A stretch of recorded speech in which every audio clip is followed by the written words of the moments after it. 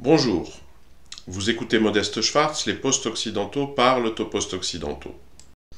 Hier matin, j'ai décidé de recharger sur mon blog, donc sur le Substack de Modeste Schwartz, un article qui était déjà en ligne depuis presque un an ailleurs, mais j'ai décidé de le republier en profitant pour introduire quelques corrections et quelques toutes petites modifications concernant notamment le sous-titre. C'est l'article, je reprendrai bien sûr le lien en description de cette vidéo, intitulé « Dépasser Spengler » et avec un sous-titre qui dans la version précédente était « Critique de l'Occident pigmenté » et qui est devenu « L'essor de l'Occident pigmenté ».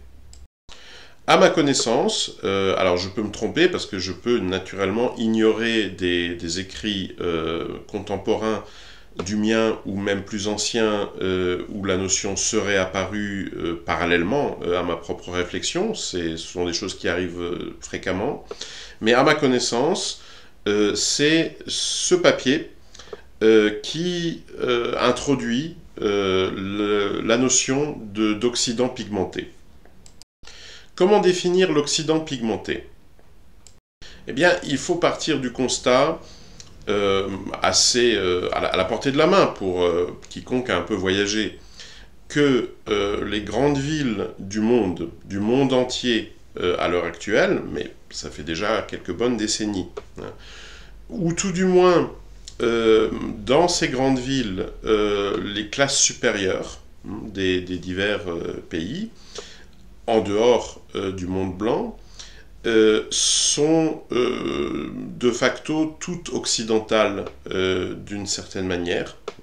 C'est-à-dire que les classes urbaines supérieures de ce qu'il était, il fut un temps convenu d'appeler le tiers-monde, sont aujourd'hui au moins en surface, et au moins dans leur moi conscient, si j'ose dire, hein, alors qu'il y a encore des profondeurs plus obscures là derrière, etc., je ne l'exclus pas, mais tous ces gens-là, de nos jours, peuvent être considérés et se considèrent eux-mêmes comme des occidentaux. Hein, culturellement, ce sont des occidentaux. Ce qui fait que la vieille équivalence hein, datant de l'époque coloniale entre blancs et occidentaux, hein, c'est-à-dire entre l'anthropologie des europoïdes et la culture occidentale, ne fonctionne plus. Aujourd'hui, vous avez une partie de l'humanité, alors certes, certainement pas majoritaire et peut-être même pas forcément une minorité vraiment considérable dans les masses humaines hein, de ce qu'on appelait le tiers-monde, mais cette partie existe, c'est une partie de l'humanité qui est anthropologiquement, ethniquement non blanche, qui n'a pas de rapport de descendance en général vis-à-vis de ce que j'appelle l'Occident historique, hein, c'est-à-dire le monde blanc, mais dont la culture est, pour l'essentiel, si j'ose dire, et au moins en surface, et ce depuis maintenant déjà un bon bout de temps, une culture occidentale. Alors il y a plein de symptômes, de chibolettes, hein, de manifestations tout à fait superficielles de cette appartenance culturelle qui en eux-mêmes, hein, je précise, je tiens à tout de suite le préciser, en eux-mêmes n'auraient éventuellement pas grand sens, mais qui constituent, disons, des marqueurs utiles et dont on aurait tort de se priver de la plasticité de ces marqueurs. Hein. Donc j'ai parlé ailleurs, par exemple, du costume cravate, hein, que même si vous regardez les réunions des BRICS, etc., bon, bah, y a Narendra Modi, oui, qui lui vient en costume folklorique indien, bon. Mais c'est l'exception. Hein. Et du coup, d'ailleurs, ça saute aux yeux, on le remarque, ah, tiens, c'est quoi l'espèce de robe là ou de djellaba bah c'est Narendra Modi, c'est le président indien. Les autres sont en costume cravate, hein, sont dans leur uniforme de Davosien. Une mode vestimentaire à l'origine de l'Europe de l'Ouest, hein, de l'Europe atlantique, du monde franco-britannique, qui s'est répandue à travers le monde, exactement comme tant d'autres coutumes écossaises, hein, par exemple, donc le cricket en Asie du Sud, ou le football, avec aussi, évidemment, en suivant donc dans le sillage de la propagation de la franc-maçonnerie, hein, elle aussi d'origine écossaise.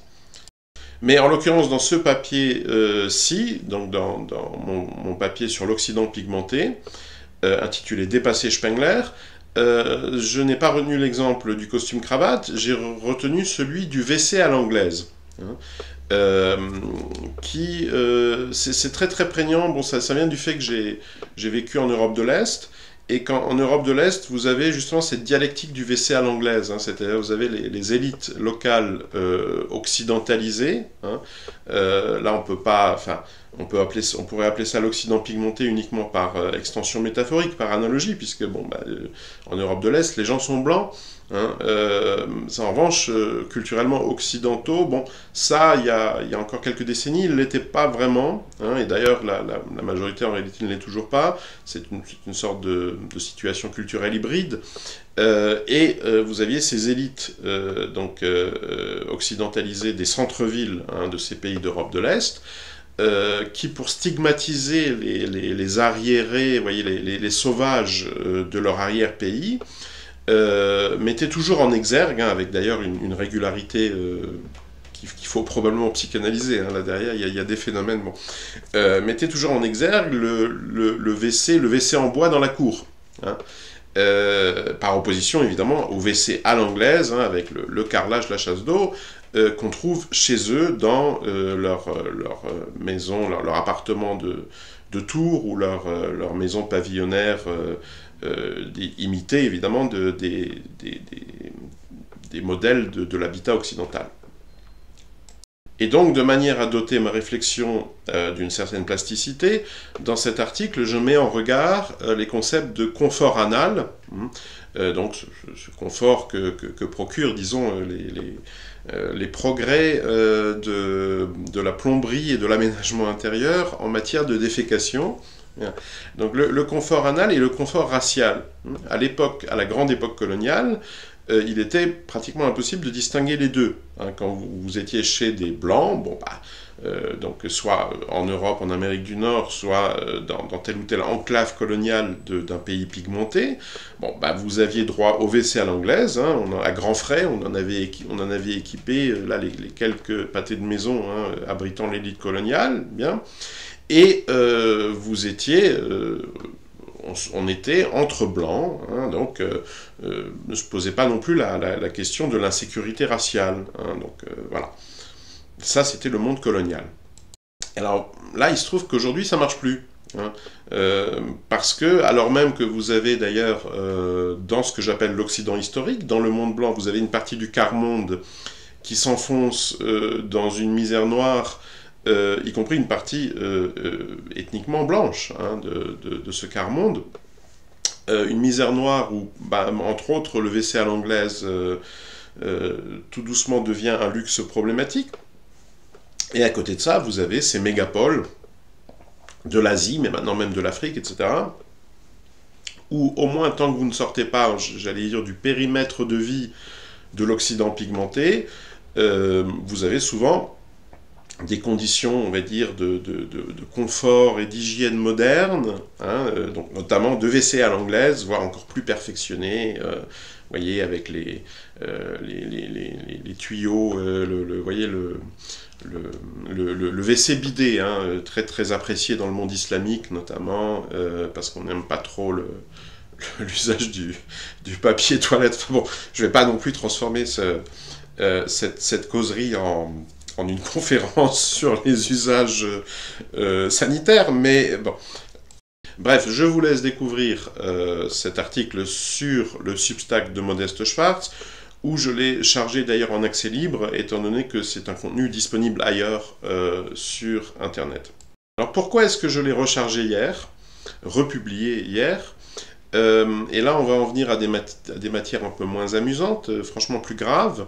Eh bien, c'est parce que je me suis rendu compte que, à partir de plusieurs de mes écrits, mais en réalité avant tout de cet article-là, il aurait été possible au cours des derniers mois, alors malheureusement j'ai négligé de le faire, bon, mais il aurait été possible de prédire, alors évidemment pas de prédire avec le calendrier précis des événements, ou encore avec donc le détail, par exemple, du bilan humain, qui est d'ailleurs en pleine évolution. Bon. Mais dans les grandes lignes, il aurait été possible de prédire ce qui se passe en ce moment au Moyen-Orient. Alors, je ne l'ai pas fait parce que, en réalité, la vocation de prophète m'a jamais tellement attiré que ça. Et que, en réalité, à partir du moment où j'estime avoir expliqué donc, le mode de fonctionnement, les structures de ce qui se déroule autour de nous, le détail en fait des événements, moi, m'intéresse relativement moins, mais je pense qu'au moins en termes de public relations, en termes de communication, j'ai probablement eu tort, parce que les naïfs, en revanche, adorent les prédictions. Donc si j'avais pris la peine, il y a 4 mois, il y a 5 mois, etc., d'écrire quelque part noir sur blanc que maintenant je pense qu'au cours des mois, ou au plus tard des années, mais plutôt des mois qui viennent, un conflit d'une grande intensité va se déchaîner autour d'Israël et avec au moins pour une partie des acteurs en vue la liquidation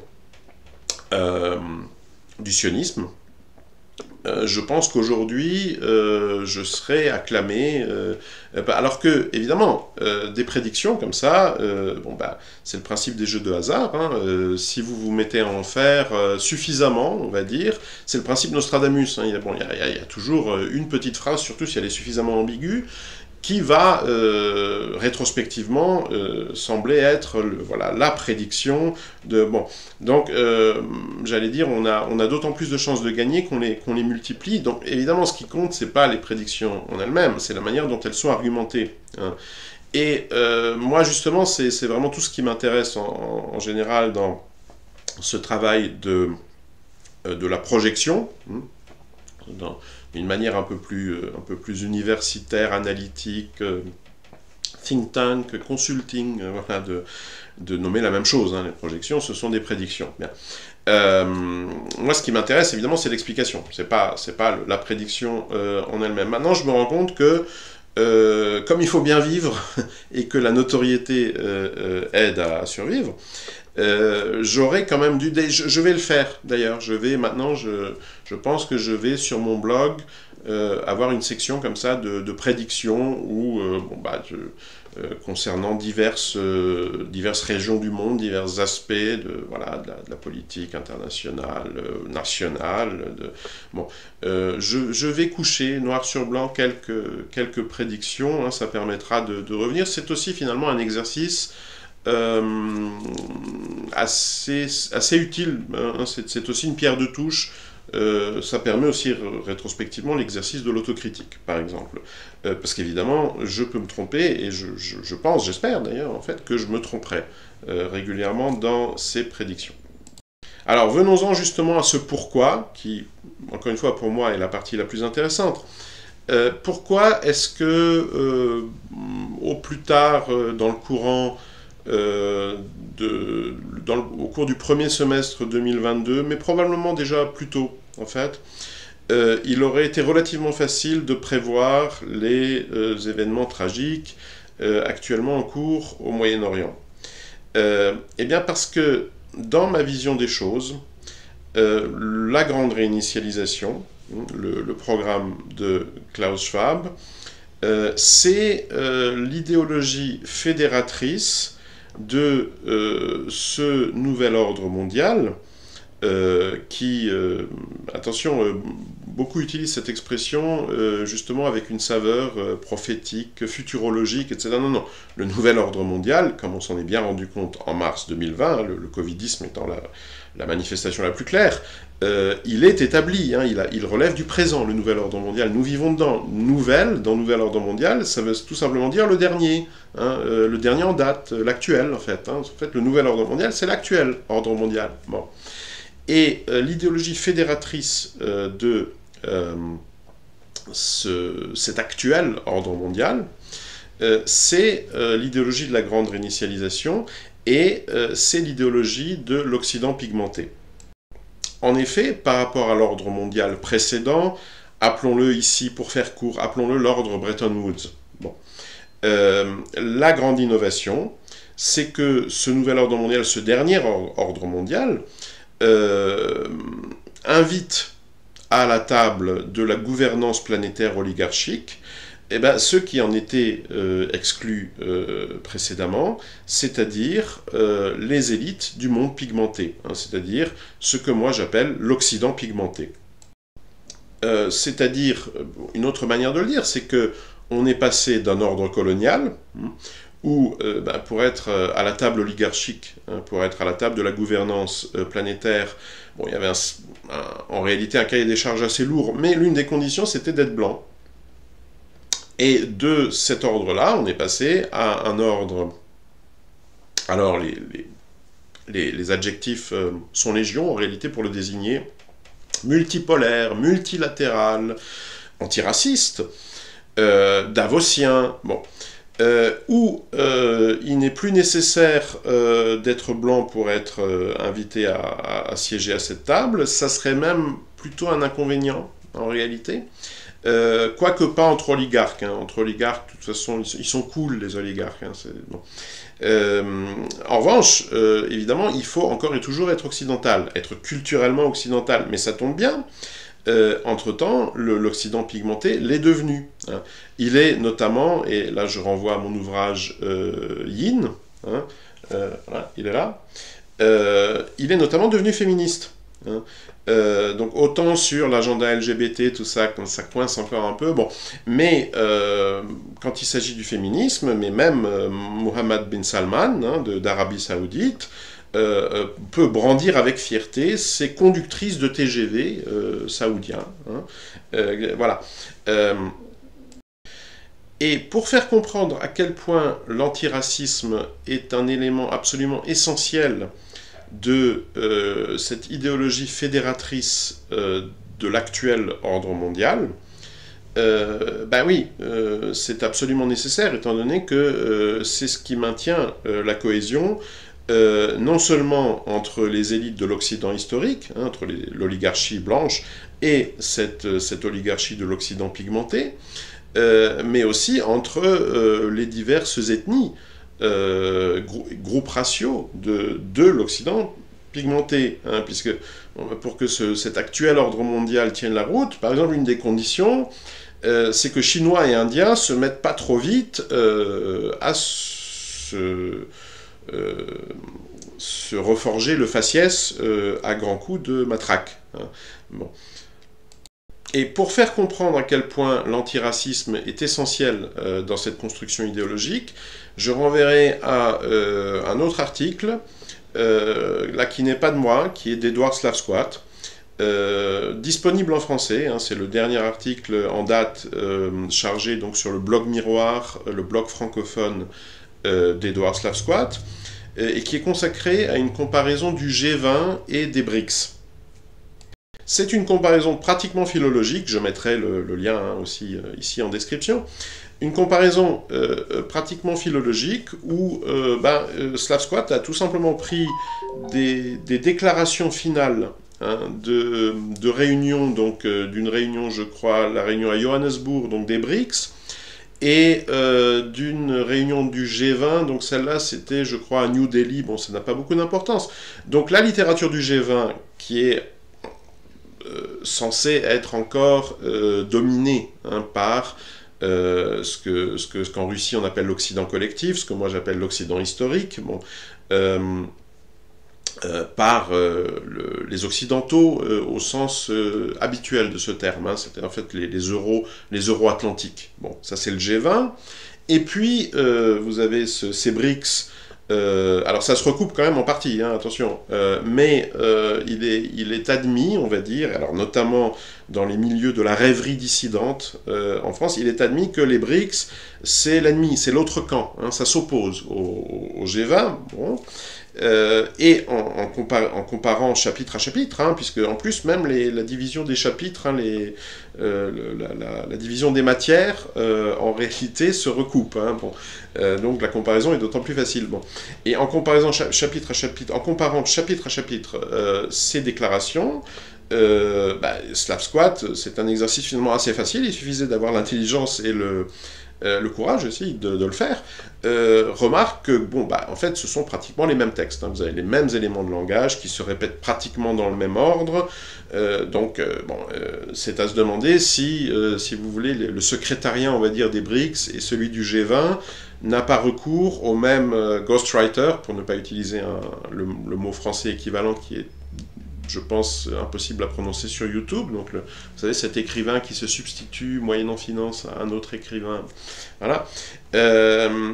Et d'ailleurs, je dirais que c'est une hypothèse, en fait, même assez crédible, parce que c'est pas un ghostwriter, c'est tout simplement les éléments de langage fournis par Davos. Si vous voulez, s'il y a un ghostwriter, c'est le même que celui auquel on recourt, Thierry Malray, Klaus Schwab, bon. Et donc, je vous laisse lire cet article d'Edward Slavsquat. L'un de ces éléments de langage, mais je dirais c'est presque ce qu'il y a de plus frappant, c'est l'omniprésence de l'adjectif inclusif. Alors, dans certains chapitres, il n'est pas trop surprenant, parce qu'il est question de santé, par exemple. Donc, vous savez, il faut que les injections soient réparties avec le plus de justice possible. Il faut que les pauvres en profitent, c'est des injections. Donc là, on se dit, oui, l'inclusivité, c'est bon. Mais, à vrai dire, même le chapitre sur les crédits carbone, par exemple, alors là aussi, il faut une finance, des mécanismes de financement, des crédits carbone, etc., qui soient justes, durables, évidemment, tout est durable, tout est durable, dans le monde de Davos, tout est durable, sauf Davos, peut-être, d'ailleurs, mais bon. Et puis, il faut qu'ils soient inclusifs, les financements de crédit carbone. Alors là, des gens se disent, comment ils font les Bon, et finalement, on se rend compte assez vite que il faut pas trop chercher dans un contexte donné la pertinence de l'emploi de cet adjectif. Non, c'est un mantra, c'est un élément, donc si vous voulez, c'est comme Sanctus dans la liturgie chrétienne, c'est un usage linguistique de nature religieuse, donc il faut répéter inclusif le plus souvent possible, éventuellement l'intégrer aux formules de salutation, je sais pas, bon. Et pourquoi ? Oui, parce que c'est vraiment, j'allais dire, c'est l'adjectif qui fait référence au dogme central de cette religion, de la multilatéralité, de cette religion de l'actuel ordre mondial, qui est la religion antiraciste. Alors pour ceux qui ne l'auraient pas encore remarqué, là je dirais que dans un public, on va dire, provenant d'un horizon identitaire, auquel moi j'appartiens pas, mais je pense que c'est une remarque qui surprendra moins que d'autres. Les autres publics devront peut-être habituer leur oreille à cette dure vérité. Mais, enfin bon, antiraciste, dans le langage, on va dire, du mainstream mondialiste de gauche, du progressisme de 2023, ça veut avant tout dire anti-blanc. Donc anti-blanc, anticolonial, puisque ça aussi c'est une équivalence, on va dire, du progressisme déjà ancienne. Il est bien entendu, il est entendu par défaut, il est sous-entendu que tous les colonialismes de l'histoire sont blancs. Qu'en fait, les colons, pourquoi est-ce que les colons colonisent ? Parce qu'ils sont blancs. Alors on n'ose pas toujours ajouter qu'ils ont ça dans leur gène, mais enfin, on le pense très fort. Alors il est bien entendu que c'est un postulat de nature idéologique, on pourrait presque dire religieuse, qui ne résiste à aucun examen. Bon, vous avez eu la colonisation de la Grande Steppe par les peuples de langue turcique, ça a moins d'un millénaire, en gros. Vous avez eu, ou tout juste un millénaire, vous avez eu la colonisation de l'Afrique australe par les peuples de langue bantoue. Là aussi, je crois que ça n'a pas deux millénaires. Tout ça, c'est des événements finalement relativement récents, particulièrement violents, faut bien le dire, notamment les Turco-Mongols en Asie centrale, en Europe de l'Est, etc. C'était pas très Charlie. Tout ça, c'était des colonisations non blanches, hein, parce que notamment avant leur arrivée dans le Caucase, en Anatolie, etc., les peuples turciques avaient un type asiatique bien marqué, hein, et notamment par rapport aux peuplades nord-iraniennes qu'elles ont à ce moment-là un grand remplacé, hein, en partie acculturées et puis en partie massacrées. Bon. Donc pour ne rien dire de la colonisation bantoue de l'Afrique australe, où là, c'était une colonisation noire, hein, qui, bon, et pas pour autant extrêmement Charlie, parce que vous voyez ce qu'on a longtemps appelé les Bushmen, vous voyez donc les peuples je crois il y en a encore quelques tribus dans les déserts, le désert de Kalahari, je crois que ça s'appelle, hein, donc entre l'Afrique du Sud, la Namibie, bon. Eh bien, à en croire les historiens, les anthropologues, ces peuples-là, hein, donc qui parlent des langues tout à fait, qui ont même un type physique hein, relativement différent, hein, faisant par certains aspects plus penser d'ailleurs à certains types européens ou nord-africains, disons. En tout cas, c'est pas le type, on va dire, du golfe de Guinée. Bon. Et des langues qui ne sont pas Niger-Congo, hein, n'ont rien à voir historiquement avec le bantou. D'après beaucoup d'historiens, d'anthropologues, vous en aviez, et d'ailleurs il reste quelques îlots comme ça linguistiques, je crois, même au Kenya, si je ne me trompe, ou dans le coin, bon, parce qu'ils recouvraient en fait une grande partie de l'Afrique australe, et puis maintenant ils y sont plus, hein. Bon, c'est qu'il s'est passé quelque chose de pas très Charlie, voilà. Et à l'époque, il n'y avait aucun blanc, hein, il n'y avait aucun Européen en Afrique. Bon. Donc, qu'on se mette d'accord, hein, j'aimerais qu'on me comprenne bien. Moi, je n'adhère absolument pas à cette vision des choses, hein, que le colonialisme serait une exclusivité du monde blanc, ou, dans mon langage, ça revient au même, de l'Occident historique. Bien.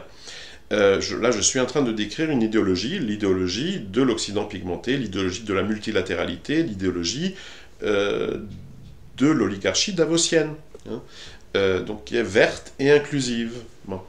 Dans cette idéologie, le colonialisme est avant tout blanc. Pour la plupart, notamment à la gauche de ce spectre, mais je dirais qu'en dehors de l'Occident historique, il n'y a que la gauche, hein, de ce point de vue-là. Israël est un État blanc. Alors, là encore, je ne me prononce pas, hein, dans le cas, je dirais, des juifs d'origine ashkénaze, ça me paraît relativement évident, hein, ils sont essentiellement européens, bon, y compris d'ailleurs la langue avec laquelle ils sont arrivés, encore à l'époque pour la plupart en Israël, qui était le yiddish, qui est un dialecte de l'allemand. Hein, bon. Mais enfin, bon, vous me direz, oui, mais il y avait aussi les séfarades, et puis les... Bon, très bien, moi, en fait, je cherche pas du tout à me prononcer sur ces questions-là qui ne me passionnent pas, en fait, bon. Mais ce qu'il faut bien comprendre, c'est que du point de vue, hein, dans la perspective de cet Occident pigmenté, Israël est un État colonial blanc imposé au Moyen-Orient, hein, imposé, en l'occurrence, au monde arabe.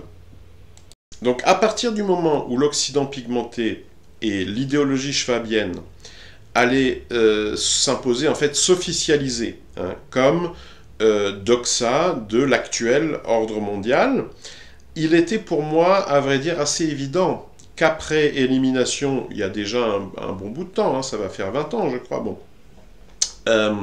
Après élimination de l'avant-dernière apartheid, hein, de l'avant-dernier état d'apartheid du monde qui était l'Afrique du Sud, le suivant, si vous voulez, dans ce couloir de la mort, hein, ça allait être Israël. Alors attention, là aussi, attention au malentendu. Ici, je ne suis pas en train de prédire la disparition d'Israël.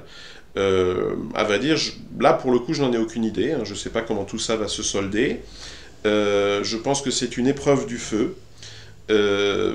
Pour Israël et avant tout pour le projet d'ethno-État qui est celui des sionistes religieux, donc fédéré par la figure haut en couleur de Benjamin Netanyahou.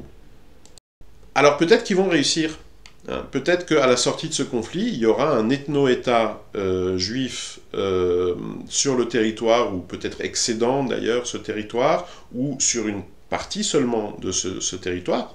À mon avis, c'est ça l'enjeu hein, des violences en cours. Bon.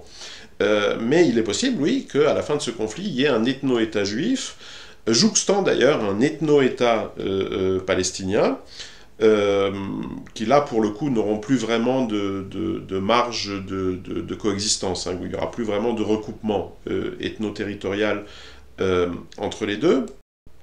Et à ce moment-là, probablement qu'on considérera que l'Occident pigmenté, hein, donc de Pékin à New Delhi, en passant par Johannesburg et Brasilia, bon, considérera que, bon, on a fait couler assez de sang, hein, la paix des braves peut venir, a fortiori si le règlement, on va dire, est un peu décevant ou défavorable au regard des prétentions territoriales historiques des Israéliens. Donc à ce moment-là, bon, on considérera que, bon, voilà, on a fait la part du feu, on a coupé la poire en deux. Israël, à ce moment-là, aura probablement perdu quand même des quantités de soldats, et d'ailleurs aussi de civils,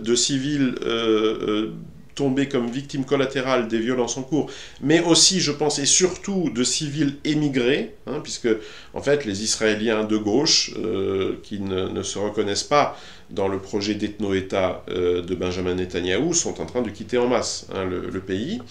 Donc tout cela,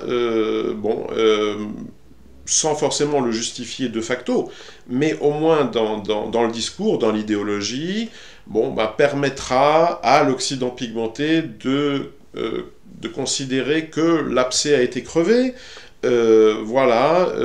Maintenant, un État palestinien a été créé dans des conditions, on va dire, non coloniales, anticoloniales ou réputées telles, en tout cas jugées acceptables par l'Occident pigmenté.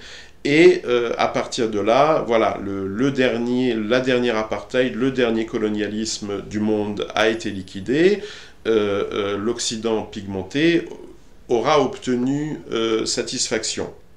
Il va de soi qu'il obtiendra encore davantage satisfaction si tout ce conflit, ces violences devaient se solder par la liquidation pure et simple de l'État d'Israël, à laquelle moi je ne crois pas trop, mais enfin, effectivement, au point où on en est arrivé, ça fait partie des choses qu'il faut envisager. Et donc non seulement c'était prévisible, mais je dirais même qu'il y a eu, au cours des tout derniers mois, des événements dans lesquels on aurait assez facilement pu lire les prodromes de ce qui se passe en ce moment au Moyen-Orient. Là, je pense évidemment avant tout au rapprochement irano-saoudien, donc sous l'égide de la diplomatie chinoise. Alors ce rapprochement a été commenté de diverses manières hein, par divers commentateurs. J'écoutais encore hier une grande voix du souverainisme français m'expliquer que c'est le signe d'un Moyen-Orient qui devient de plus en plus westphalien. Hein. Alors il y en a qui voient des Louis XIV sur les rives de l'Euphrate. C'est assez intéressant puisque à mon avis c'est tout à fait le contraire. Hein, c'est-à-dire ce qui ressemblait à une évolution vers l'État, comparable à l'absolutisme monarchique de l'époque westphalienne. Hein. Ce qui, dans cette région du monde, ressemblait à ça, c'était par exemple le bassisme, hein, c'était l'époque du panarabisme, des socialismes arabes, qui ont été totalement laminés, qui se sont soldés par un échec historique cuisant. Et donc aujourd'hui, les ténors de ce Moyen-Orient que eux voient westphalien, alors je ne sais pas, il faut des lunettes spéciales, hein, ce sont des autocraties aristocratico-religieuses, hein, donc qui font plutôt penser à ce que moi j'ai appelé le premier Occident, à l'Occident médiéval. Hein, que ce soit les ayatollahs de Téhéran ou la famille Saoud, le Moyen-Orient westphalien, c'est assez drôle.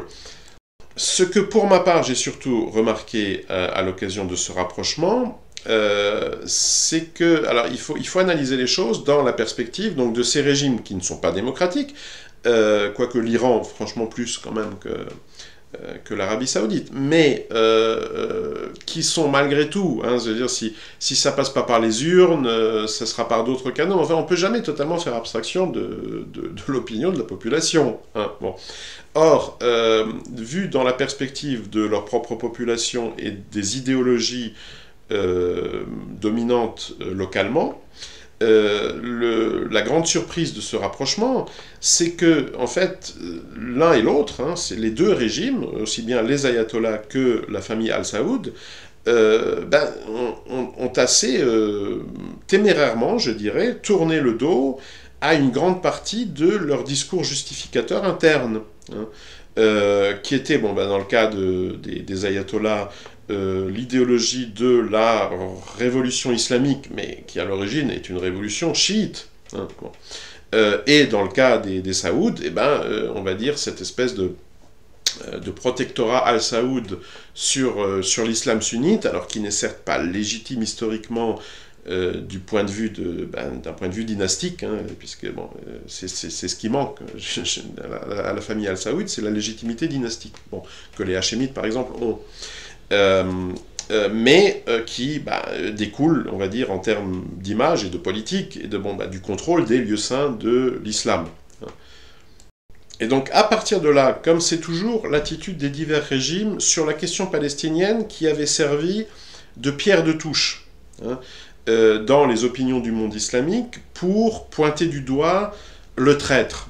Hein, c'est-à-dire que, pour caricaturer un peu les choses, dans le monde saoudo-sunnite, wahhabito-salafiste, etc., on pointait du doigt soit l'Iran, soit la Turquie frériste, soit l'Égypte. Enfin, l'Égypte, c'est un cas... Non, je retire, l'Égypte, c'est différent. Bon. Mais donc, on pointait les autres du doigt en disant, vous savez, eux, en fait, c'est pas des vrais ennemis des sionistes. En réalité, ils ont des accords discrets, etc. Et évidemment, on jouait au même jeu en Iran, et d'ailleurs en Turquie et au Qatar. Voilà, je pensais au Qatar, en fait, pas à l'Égypte. Bon, donc l'axe frériste. Hein. En Égypte, ça a raté. Hein. L'Égypte a rejeté, si vous voulez, la greffe frériste. Bon.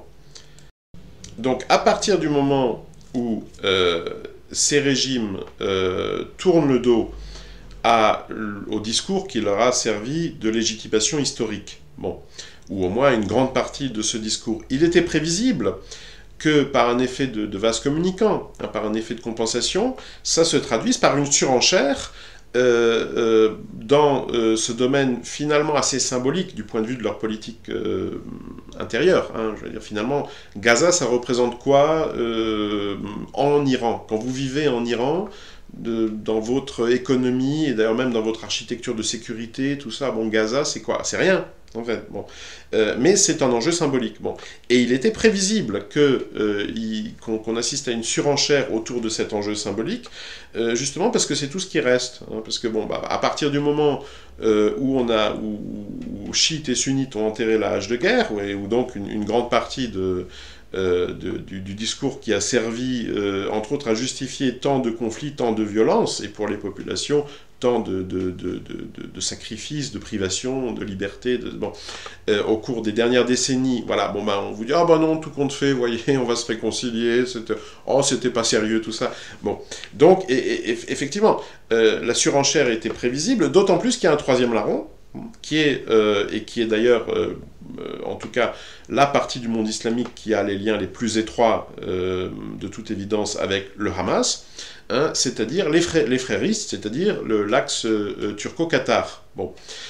Donc il était non seulement prévisible, donc dans le duo, dans le tandem irano-saoudien, que les conditions d'une telle surenchère soient réunies, mais on pouvait aussi surtout s'attendre à ce que ces deux larrons, et à partir du moment où ils ne font plus semblant d'être en guerre, extrêmement peur de la surenchère du troisième larron, hein, c'est-à-dire d'un monde frériste, centré politiquement autour de la Turquie, qui se serait mis à dire, vous voyez, pendant que les pseudo-amis chiites et wahhabites de la Palestine font la paix et font un excellent business avec les païens chinois, indiens, etc. Nous, les frérots, les vrais musulmans, eh ben, on va armer le Hamas, hein, puisque visiblement c'est ce qui s'est passé, hein, c'est de l'argent qatari qui a servi à acheter de l'armement occidental transitant par l'Ukraine. Bon. Pour armer. Mais bon, pour moi, c'est un détail. Hein. Ça se serait produit même si, on va dire, l'Ukraine avait été un peu plus étanche hein, du point de vue du marché des armes, etc. Bon.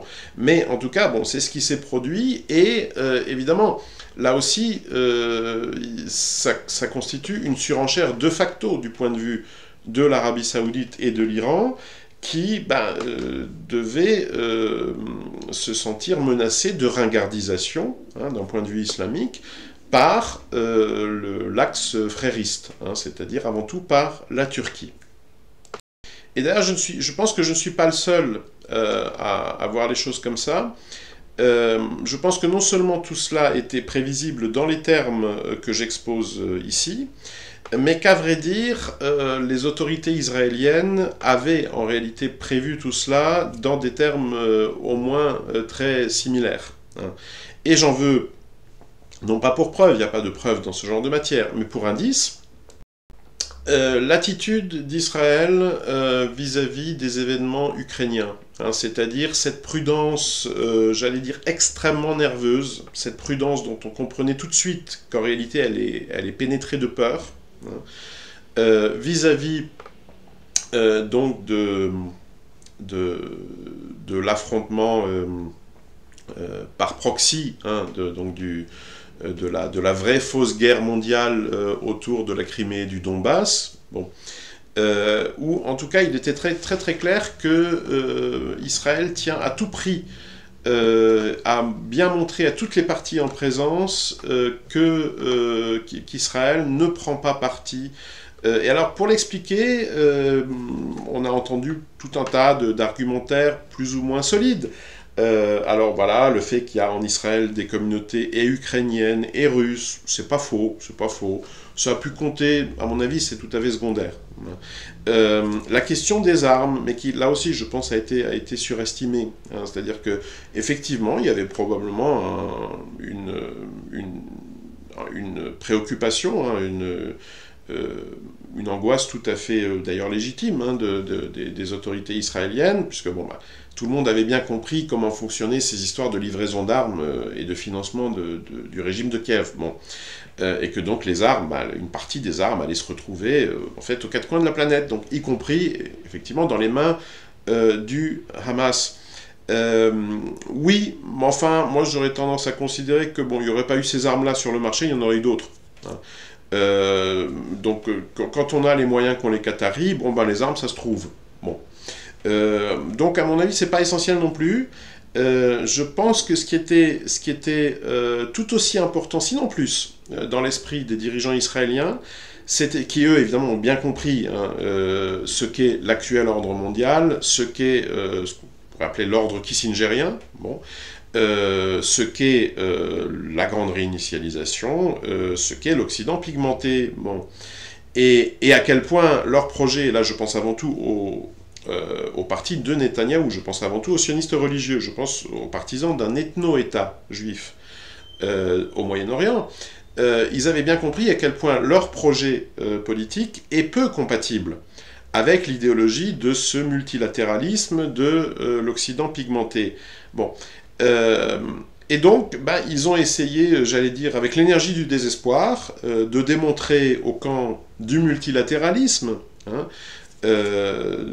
qui à mon avis n'est pas dominé par la Russie. À mon avis, la Russie ne domine rien dans cette construction. Mais enfin, en tout cas, elle a fait comme d'habitude des efforts de communication. Hein. C'est-à-dire que finalement, s'il y a un discours qui doit incarner ce camp du multilatéralisme, c'est le discours qui a maintenant 1 an, je pense presque jour pour jour, de Vladimir Poutine à l'occasion de l'officialisation de l'annexion donc des 4 oblasts d'Ukraine orientale. Bon.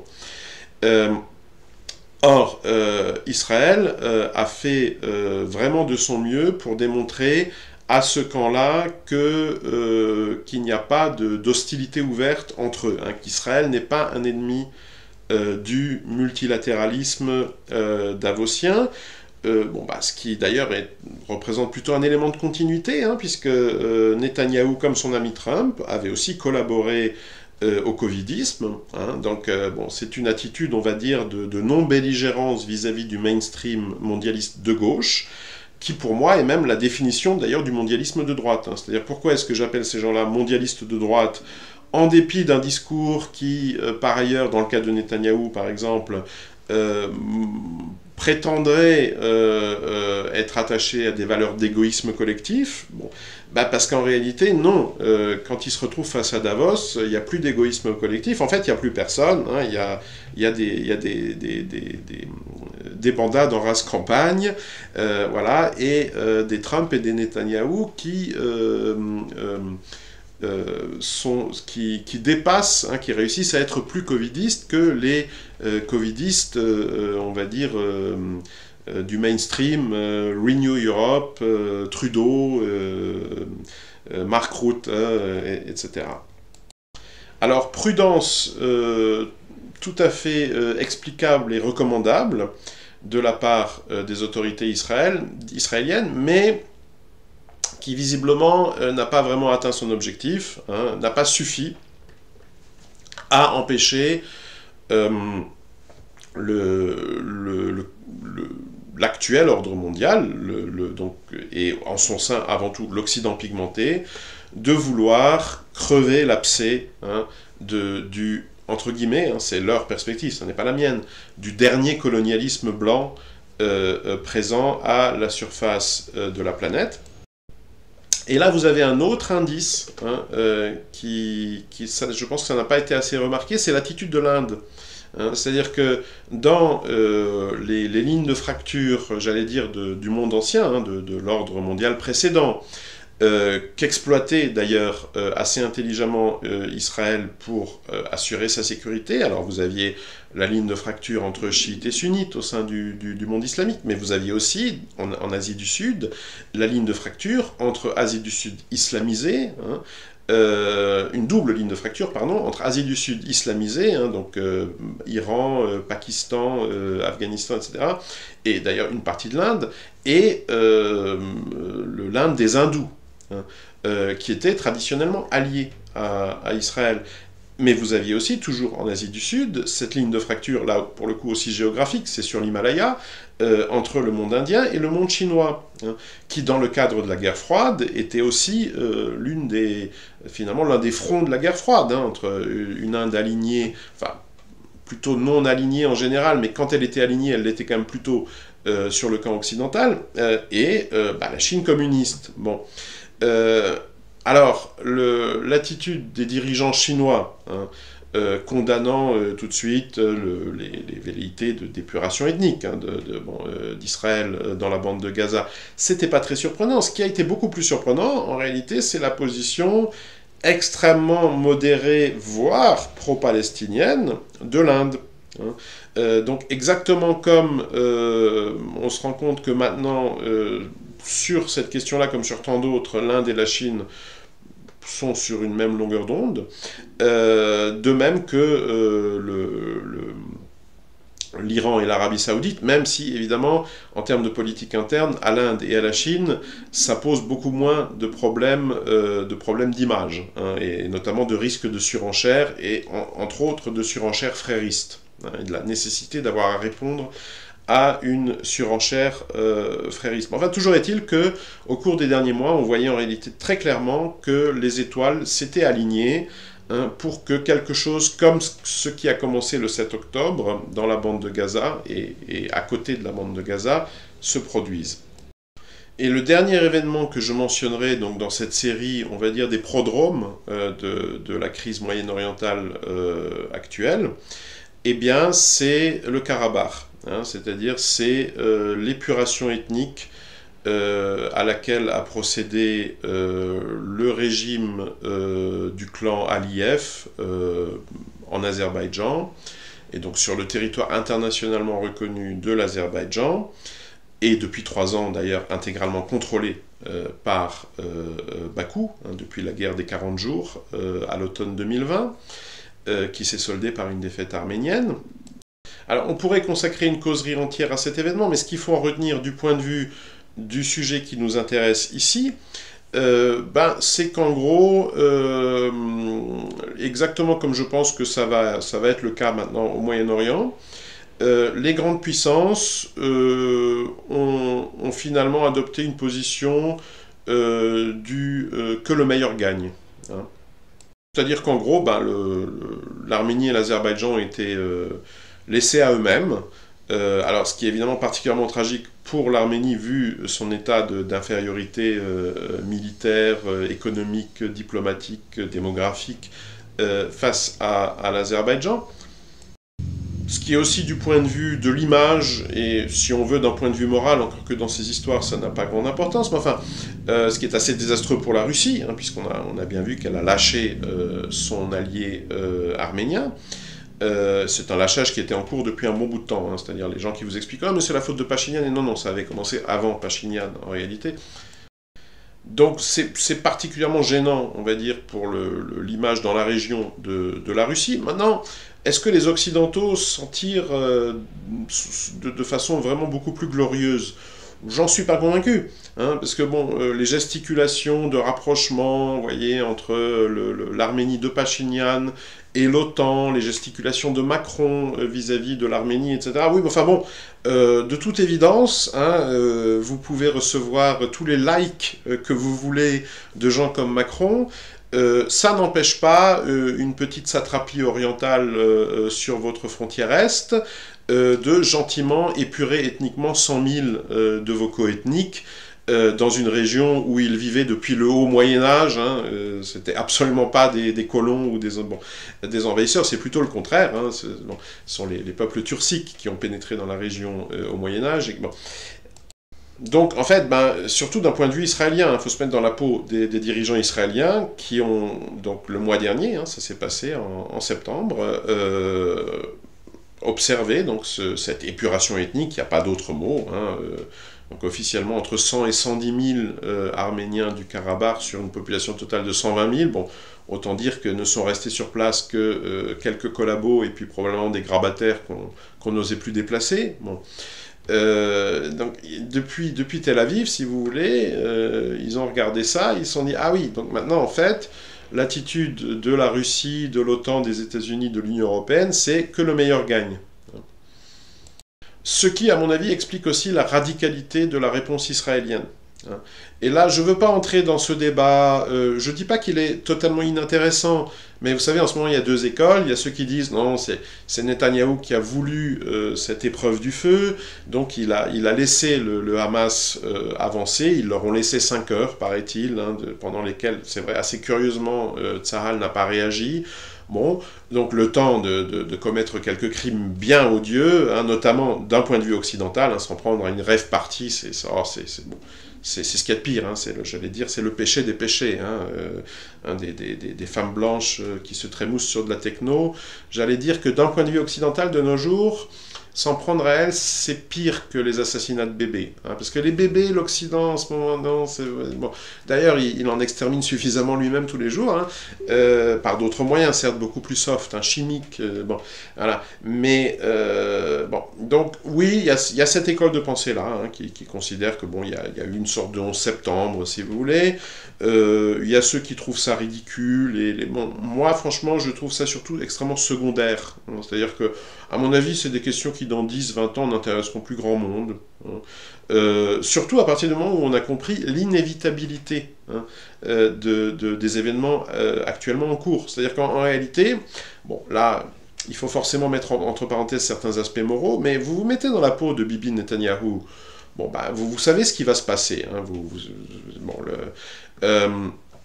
bon, effectivement, autant faire ça dans des conditions qui, du point de vue du PR, hein, de l'image, de la com de l'entité israélienne en Occident, des conditions optimales, on va dire. Hein. Donc autant se doter d'une légitimation, le type de légitimation qui fonctionne bien auprès des opinions occidentales, de la femme blanche et de l'homme soja, c'est-à-dire la légitimation victimaire. Hein. Donc pour avoir le droit de faire une épuration ethnique à Gaza, hein, bon, il n'y a pas d'autre mot, bon, bah, avant tout, il faut être des victimes absolues. Hein, faut un 11 septembre, hein, bon.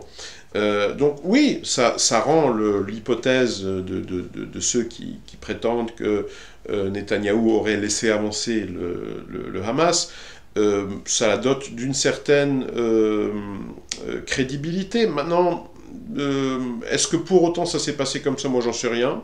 Et puis surtout, je considère que c'est pas très important, en fait. C'est tout à fait secondaire. Hein, puisque ce qu'il faut surtout comprendre, c'est qu'avec ou sans cette légitimité symbolique, donc par la nécessité de venger les victimes innocentes, etc., bon, avec ou sans cette légitimité, de toute façon, je pense qu'Israël aurait procédé de la même manière, et pour une raison très simple, c'est qu'en fait, Israël, et notamment l'Israël de Netanyahou, c'est-à-dire les sionistes religieux, savent, et savaient à mon avis depuis un bon bout de temps, qu'ils n'ont pas le choix. Hein. Donc, que maintenant, accessoirement, ils pensent, ou que les médias qui soutiennent Israël en Occident pensent, ou au moins cherchent à faire penser, que c'est une croisade justifiée contre la barbarie, que le prétexte leur a été fourni par une manipulation, par une opération de type 11 septembre, ou qu'il se soit présenté de lui-même du fait de la barbarie au demeurant indéniable, un des combattants terroristes. Vous savez, c'est quoi la différence entre un combattant et un terroriste dans ce genre de guerre d'extermination réciproque? Bah, celui que vous trouvez sympathique, en fait, celui vers qui vous poussent vos sympathies, vos intérêts, vous allez l'appeler combattant, l'autre vous l'appelez terroriste. Mais c'est interchangeable, hein, c'est bon, c'est les mêmes en fait. Hein, bon.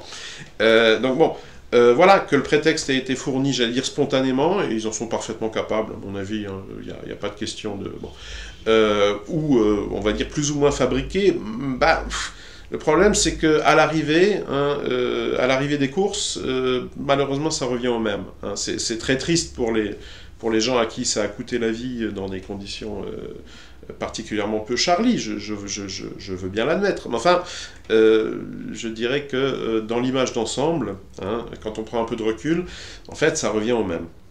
Donc voilà sur cette prédiction que je n'avais pas faite, que je n'avais pas exprimée, et je me le reproche suffisamment, mais rassurez-vous, à l'avenir, j'y mettrai bon ordre. Hein, finalement, c'est bête d'avoir une boule de cristal et de ne pas l'utiliser, ou du moins de ne pas l'utiliser publiquement. D'ici là, circuler, étant donné qu'il n'y a rien à voir.